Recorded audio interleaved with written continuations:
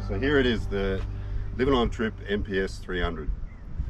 So we've been getting a lot of questions over the last year. We've had the truck for about a year now, and Kylie gets a lot of questions. She tries to answer them, well, she answers most of them, but it might be just easier to show a video.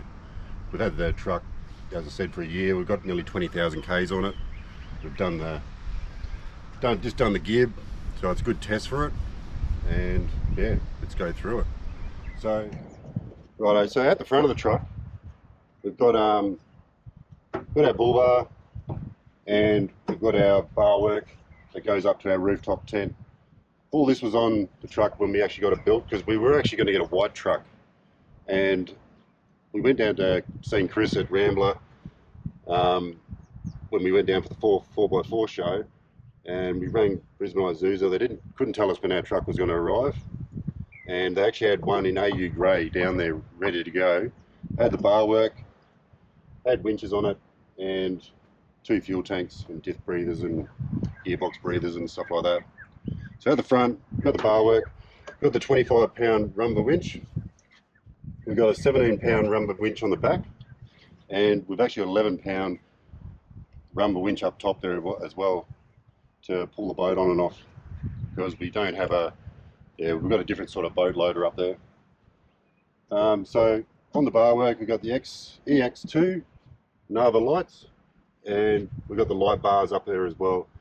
During the night time, it is actually like daytime when you're driving down the road with this.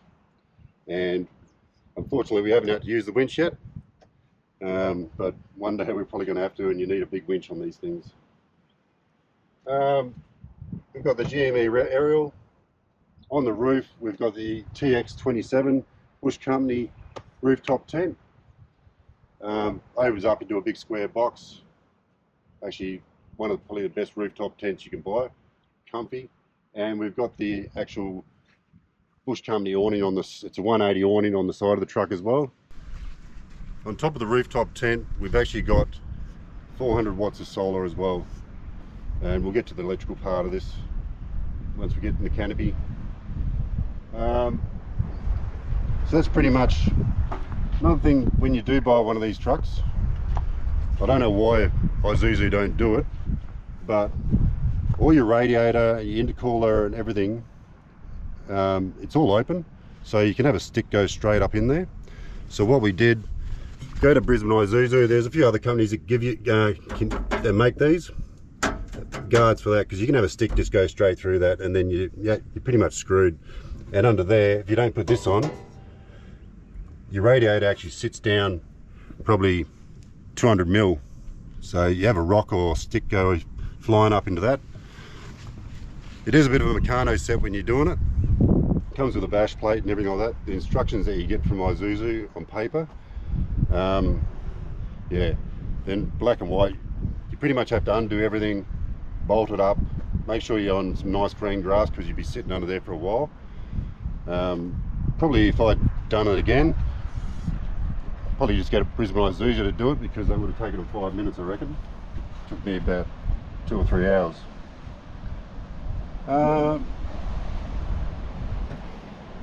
So with the suspension, we'll talk about the suspension. It is a Brad Zackus 6-ton suspension. It is a 7.5 ton truck. So I've only found this out a few months ago. For no fault of our own, we didn't when the suspension was already done, we actually you think, oh, it's a truck suspension, you know, you got plenty of springs there, it's going to hold everything. But because it is a 7.5 ton truck, we're just going to get the suspension on the back, put a few more leaves in, and I'm actually happy with the ride at the front. It's actually really good. Comes with King shocks. Was going to put airbags in the front as well, but I've opted out of that. I've got airbags in the back, just so if you do have a lot of water and you got the quad and everything on there, then yeah, you just pump them up a little bit, gets rid of the sag.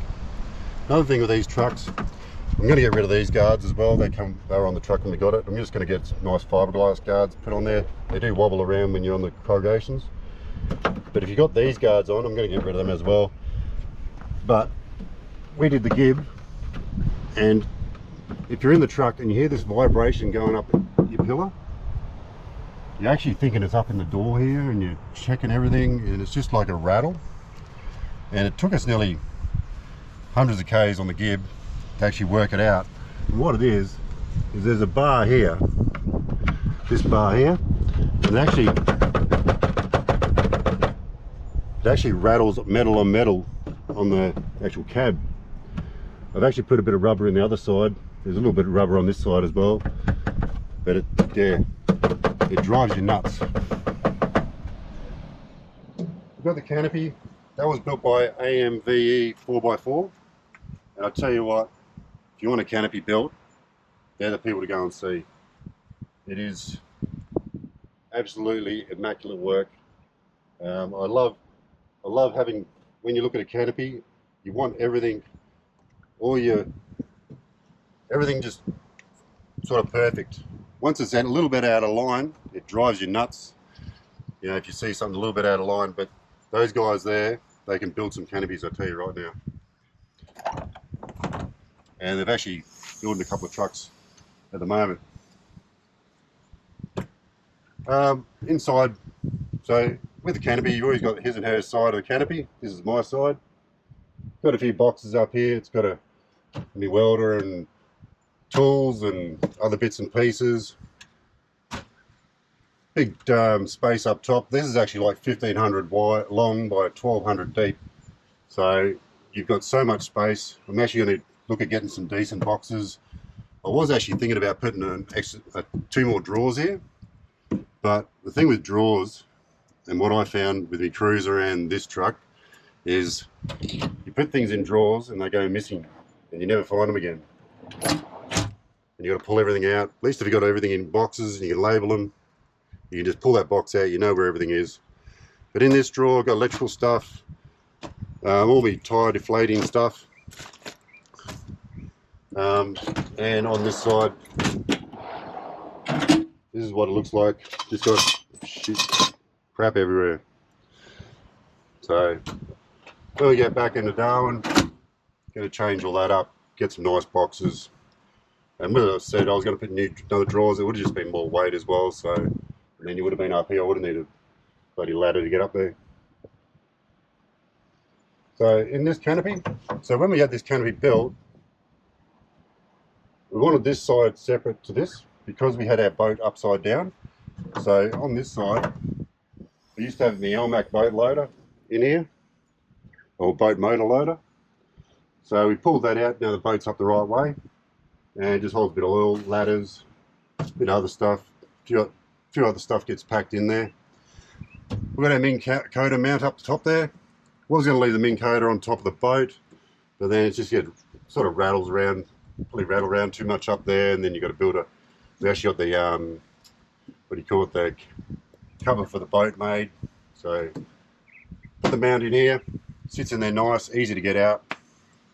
No one's going to steal it. In this drawer here, in these boxes here, these boxes are awesome. Like, they're so big. Like, you got a whole Milwaukee, you know, all your nuts and bolts, all your tools, lots in, sockets, other stuff, another box. Yeah, it's crazy amount how much room you got in these boxes. So when we got this truck built by Rambler, we wanted to have a quad because when we launched the boat on the beaches, we just didn't want to get the truck bogged, and we could pretty much launch the boat any tide. Like, we can low tide, we can go right out, launch the boat, don't have to wait 6 hours for the tide to come in. So quad was a big thing, especially if we want to go down tracks and stuff like that. And if we get to a spot, we think, oh, people put drones up all the time, but drone doesn't really tell you if the sand's soft or it's narrow or anything like that. So it takes 10 minutes to get the quad off, chuck the quad off, go and check the track. We can get in there, we can get in there. If we can't, then we just camp up where we are and we can just go touring on the quad. So quad was a big thing. So we sent Rambler the quad. It was a 520 CFM moto, and told them quad has to sit in there, so build the truck around the quad. We got all that. So inside the tray, we actually had a little Raptor coated as well. So Chris talked us into that. He goes, get it Raptor coated, Raptor coat on it, because then you can just chuck your wood. It doesn't scratch, it is just hardy stuff. You chuck all your wood in here if you go and get wood. You don't have to worry about scratching your paint, all that sort of stuff. It's all, yeah, it's good stuff. So down the back, 2 spare tyres. We did put a video up about getting the tyres off a while back, but what I'm actually going to do, I only told Kylie this the other day, is I'm actually going to mount here, and I'm just going to put like a 1-ton winch there. So another winch, and that'll just go straight up there, across there, to this bar, and then just have a little remote, take your tyre off, put your tyre back on, because yeah, they're bloody heavy. We've got the air safe hitch at the back here. Excellent hitches. They do weigh 40 kilos, so you don't want to be pulling that on and off all the time, but they are brilliant when you're towing. We do have the 17-pound winch at the back, as I spoke about. So, and we have water tanks. So this water tank here, we've actually got 260 litres of water. We've got this water tank, that's at 160, that's our 100 litre water tank. We don't carry that much water around with us all the time because it's a 44 gallon drum of water. And you don't, when you come out to places like this, camping, chucking water in, you can wash your feet, have a shower, outdoor shower, bloody wash the quad, launching the boat in the salt. Alrighty, so we've got the boat, trailer and everything up top there now. Boat, as I said, the boat was up the other way. That's 80–90% there. We're actually still got the LMAC boat loader, boat loader up there, but we're going to change that up and actually have a proper roof rack, make it a lot easier. We've got all our lights. We've got our sun lights at the back there. We've got lights in here. We've got power points, so you can, if you want to chuck a fridge in the back here or something like that, or run a, you know, whatever. In this side, another box, chainsaw, tarps, all that sort of stuff. These boxes are absolutely brilliant. And on this side, so this is the hers side, we got angle fridge, so pops in and out. We got this actual shelf up here. It's actually adjustable, so it can actually go up and down. So it can go up to here if it wanted to, or if this wasn't here, you could bring it down to here. You could actually, yeah. So it's about 6 bolts. You undo them, and you just pull it down, tighten it back up. So get to Kylie's side. This is where all the magic happens. So we've got the Bushman's fridge. So I think it's a, what is it, 130 fridge, pretty sure, something like that. We've got a little drawer that comes out, all your knives and forks. So when we built this truck, we actually built it so we could actually leave the caravan behind, and we could have the boat, quad, the whole works, and we could just head off in the truck in the rooftop tent. So that's why we've got so much going on in here. So with this is actually a fold down pantry. When we got this built, it used to have a 2-burner induction cooker under here, but when you were actually, there was that much weight, like it had a stainless steel table, the whole works, and honestly it was probably about 30 kilos. So when you're pulling this down, like Kylie was actually worried pulling it down because it was that heavy. And then when you sat it in here, it locks in there, There's that much weight, just to bend, bend it down. So we got rid of that. And so we've got a big table. You're only going to be in the truck for a few days. You just chuck your induction cooker there, plug it in there, and happy days. So the legs have come down. We're actually going to get some netting put across there. I just can't find some netting the right size.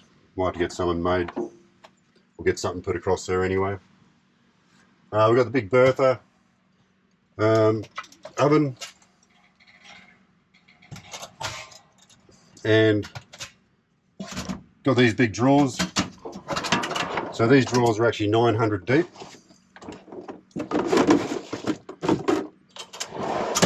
Got 3 of them. Heaps of room in there. As I said, we've got the Bushman's fridge. We're actually running out a bit of food at the moment. We've been on the road for 7 weeks, so tomorrow we go to Broome and we get some food. So we've got all our water tanks, 2 water tanks there, all our lights.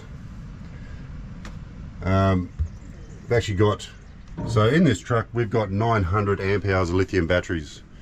So it is, some people are probably going, Jesus, that's an overkill.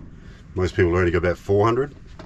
But what we built the truck around is, we like to run our aircon, and like last night we had aircon running all night last night, and pretty much dropped our battery power in the caravan because we've got 800 amp hours in the caravan as well. Dropped that down to about 40%. That's running it from when the sun went down till about 5 o'clock this morning. So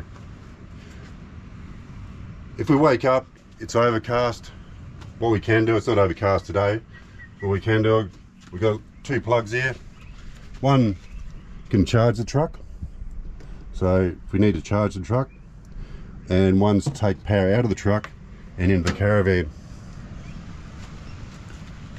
So just flick that over there, hit that. It'll kick in very shortly, and you should be running about 2,200 and maybe 30 something watts into the caravan. Here she goes. No, 2,237. So yeah, we're at 100% now. I can drop that down to take 40% out of the truck, take 30% out of the truck, just boost the caravan up until the sun comes out. We've got a lot of power in the caravan as well. We've got 800 amps in the caravan, but it's good having that security that you're not going to deplete your batteries, and you can run your aircon whenever. And plus it's got a 5,000 watt inverter in there as well. So I've got a welder in there in one of those boxes on the other side, so I'm not going to do any welding on the truck, but yeah, if I need a welder or anything like that, I can run my welder off the truck, run it off the caravan, whatever. Because we've got 4 big batteries in there, the biggest problem when we first got this truck is we didn't get the insulation done in the actual canopy. So what we actually did, or what was happening was, it was heating up in here to about 50 degrees, and then you'd get high temperature alarm, which is actually killing your batteries. So what we did, went down to Bunteen Fabrication, and we actually got a sort of like it's like a roof rack, but it's a sealed, it's like another roof, and we put 20mm insulation in between that. So you can see that up there. Pull this down a little bit. Plus you can tie stuff up there as well. But yeah, that's all sealed there, and it's pretty much covers the whole, the battery side of the canopy. And as I said, it's got 20mm insulation in between it, and honestly the canopy doesn't heat up any more than probably 35 degrees now. Plus we actually got Rogue fans put in, so they're a slimline fan. You've got one on each side. Grab the camera so you can see on this side. And what that does, just above here, we've got a sensor. So when the top of the canopy heats up to 50 degrees. Doesn't mean the inside's 50 degrees, but because it's black up top there, as soon as the sun hits it, it heats up. It's on a sensor. The fans kick in. On that side, the fan draws air in. It circulates through to this side because you can actually, behind the fridge, there's an opening, and it sucks out that side, or out this side. So it draws in that side, sucks out this side, and it just circulates air and works really well. Like, we've got a temperature monitor in here that we have in the truck, and honestly, we don't get, doesn't go any higher than 35 degrees. So it works well. Bit of insulation on the door. That, it's not, I was going to put that on, then I was going to put something over the top of it, but putting that on, it drops it to, I've actually had heat gun up there, and before I put it on and after, before I put it on and then after, it actually dropped the temperature by 10 degrees, so it works a little bit. And Kylie can put all the stickers on there without chucking stickers on the paintwork. So another thing, we got 2 taps down here for both our tanks. So our tanks are separate, just in case, because you have one tank, you might get a rock go up, put a hole in it, then you lose all your water. At least having 2 tanks, it's a bit of a fail-safe. If you're out bush camping and stuff like that, you're still going to have at least 100 litres of water if something does happen, or you know, fitting comes loose. So that was a good idea by Rambler. Right, let's get on the tyres. So we got the Founders Mud Terrain. Yeah, the 305 is about a 36-inch tyre. When I first, because these were on the truck before we, when we got it from Brisbane Isuzu, they do wear very quickly from the start, but what I've found is they're actually slowing down. They're nearly 20,000 Ks now, and I thought I'd only get 30,000. I probably get, you know, 40,000 Ks out of them. So I may go to a all-terrain. I'll probably go Founders because they're on a 19-inch rim, so it's good for our GVM. And yeah, may go to an all-terrain, or you know, because we're still working, we might just go buy some more expensive ones. So to pump the tyres up, we don't have an air compressor in the Canopy where you pull out in the ground, chuck in the dirt, running air down here. So we've actually got endless air. So it actually bolts onto the motor. Grab that. So that's it right there. So you got a little switch on the dash. Turn her on. She goes to an air tank down the back here, or behind the cab, and you just plug it into here. You got your little gauge, plug it in there. What I'm actually going to do, there's a thing they're called Tough Terrain. Outback Equipment sell them, and it's like a little hose reel like that. It's pretty compact. I'll probably put it on that side, my side of the canopy, and then I've just got, keeps all you don't have to worry about rolling up hoses and stuff like that, and you can have everything there ready to go when you need it. So in the canopy, oh sorry, in the truck, we've got the seats. So my seat's the original one. That's the original back of Kylie's. This used to be a bench seat. Really comfy seats. Like, they've been rebolstered by Carman in Slacks Creek. We were going to look into suspension seats, but because of my height, like, the suspension seat's a lot higher, and probably my head be hitting the roof, I reckon. But we don't have a problem with these seats. You just get a lot of driver fatigue when you're, you know, when you're driving long distances, but you can go a fair while. Bum doesn't get sore. I've got the console made up, so I've got 2 cup holders, heaps of room in there, power points down the bottom here at the front. Probably going to get a bit of a tray made there, so you can just put your phones and all that sort of stuff on there. And we're probably going to change the stereo on this truck as well. New speakers, get rid of the Isuzu what do you call it, screen, because it's, yeah, a bit rubbish, I reckon. get hammer maps and all that sort of stuff. Bigger screen. Got an EGT gauge and boost gauge on the other side. You can see over there. And there's not real many other changes in here. It is a manual, as everyone can see. We went a manual, did a bit of research on it. I didn't want an automatic. It's yeah, you sort of have to, yeah, a lot of people like the automatic, but manual's for me. And in the back here, anyone that has a truck and doesn't have kids, your back seat just turns into a big storage area. And there's just, yeah, this is actually quite neat in here at the moment, but yeah, a lot of stuff gets chucked in there. We also had the truck tuned at GNL Performance in Brisbane there. So they're a bit sluggish, these trucks, when you first get them. Once we had it tuned, like, still sluggish up the hills, but on the open road, sit on 100 kilometres, 11 tonne. The other thing we had done is we had the cab slick ased. So it's a wrap, protective wrap that goes over it. Because they're so wide, we wanted a protective wrap on it. We had it on our cruiser, it works really well. Once the sun hits the scratches or anywhere it's scratched, it's sort of self-healing. The only problem is with the Canopy, it was powder coated. We sort of missed that. So because it's powder coated, we couldn't get the wrap put on the Canopy as well. So yeah, starting to get a few little scratches, but it's not too bad.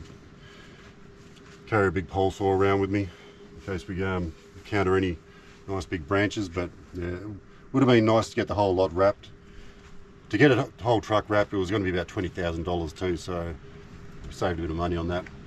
But yeah, it was booked in to get done though. It was booked in to get done. We took it down there and they said nah, because it's not rough, but it's just got that texture on it, and they said we'll do it, but you're not going to like it. Comes out with air bubbles and all that sort of stuff.